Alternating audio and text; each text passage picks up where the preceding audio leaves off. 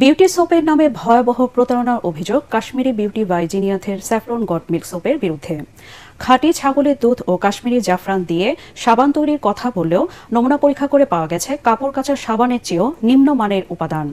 BSTI সনদের আড়ালে নিম্নমানের সাবান উৎপাদন ও বাজারজাতকরণ শাস্তিযোগ্য অপরাধ বলে জানান Bangladesh standard and testing institute BSTI মহাপরিচালক এস.এম. ফেরদৌস আলম। ওনারা ডিক্লেয়ার করেছে যে এই সাবানের মধ্যে ফ্যাটি ম্যাটেরিয়ালস আছে মিনিমাম 70%। দুর্ভাগ্যজনক হলেও এটা সত্য যে আমরা টেস্ট করে 21.32% আমরা ফ্যাট পেয়েছি। উপস্থাপিত মান, এটা মানহীন তো বলবো, একেবারে জঘন্য প্রকৃতির মান। কাপড় ধোয়া সাবানের মধ্যেও কিন্তু আপনার এর চাইতে মিনিমাম 40% বাজারজাত হয়।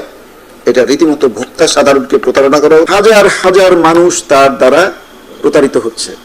সে অর্থলিপ্সু না হলে এই কাজটা করতে পারে না। সো দ্যাট আমরা তাদেরকে একটা সবুজ আমাদের কারণ দর্শানো নোটিশ যাবে। এরপরের দিন থেকে তাদেরকে বলা হবে যে বাজারের সমস্ত পণ্য নিজ দায়িত্বে আপনারা এটাকে তুলবেন এবং ডেস্ট্রয় করবেন। তৃতীয়ত হচ্ছে তার এই পরবর্তী সিদ্ধান্ত না হওয়া পর্যন্ত সেটাকে আর বাজারজাত করতে পারবেন না।